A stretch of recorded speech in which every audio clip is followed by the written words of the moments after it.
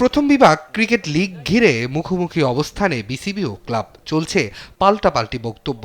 কিন্তু দিন শেষে ক্ষতিগ্রস্ত হচ্ছে ক্রিকেটাররা।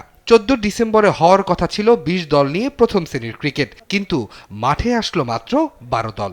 ক্লাব বিসিবির দ্বন্দ্বে শেষ পর্যন্ত বিদ্রোহী 8 ক্লাবকে দ্বিতীয় লিগে অবনতি করল বিসিবি।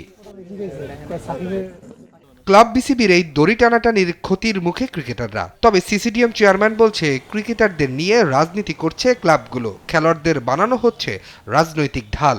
ক্রিকেটের জায়গায় থাকা উচিত, আর প্লেয়ারদেরকে জিম্মি করা উচিত না। প্লেয়াররা আছে বলে আজকে ক্রিকেট, এটা কোনোভাবেই মেনে নেওয়া যায় না যে প্লেয়ারদেরকে জিম্মি করা। রাজনীতির চিন্তাধারার অন্যরকম হইতেই পারে, প্রতিপক্ষ থাকতেই পারে, কিন্তু প্লেয়ারদের জিম্মি করার সম্পূর্ণভাবে শুধু সিসিডিএম না, আমাদের বর্তমান বোর্ডও এটার বিপক্ষে। দেশের ইতিহাসে প্রথমবারের মতো 8 ক্লাব পড়েছে রেলিগেশনে। দেশের অনেক ক্রিকেটের আয়ের বড় একটি মাধ্যম হচ্ছে এই প্রথম শ্রেণীর ক্রিকেট। বিসিবির সাথে ক্লাবের দ্বন্দ্বের হুমকির মুখে ক্রিকেটারদের অর্থনীতি, যদিও তার দায় নিতে চায় না সিসিডিএম। বাংলাদেশ ক্রিকেট বোর্ডের স্বীকৃত কোয়াব প্লেয়ার অ্যাসোসিয়েশন, ওরা অনেকবার যোগাযোগ করেছে, এখনও করছে। যারা খেলতে পারছে না তারাও যোগাযোগ করছে।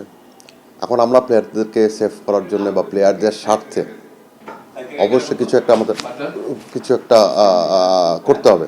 যেখানে বোর্ডের দেখার কথা ছিল ক্রিকেটারদের স্বার্থ, অন্যদিকে ক্রিকেটের ভবিষ্যৎ তৈরি করার কথা ছিল ক্লাবগুলোর, সেখানে আজ ক্লাব বিসিবির জাতাকলে পড়ে পিষ্ট হচ্ছে দেশের ক্রিকেট। রাশেদ অমিত, দেশ টিভি, ঢাকা।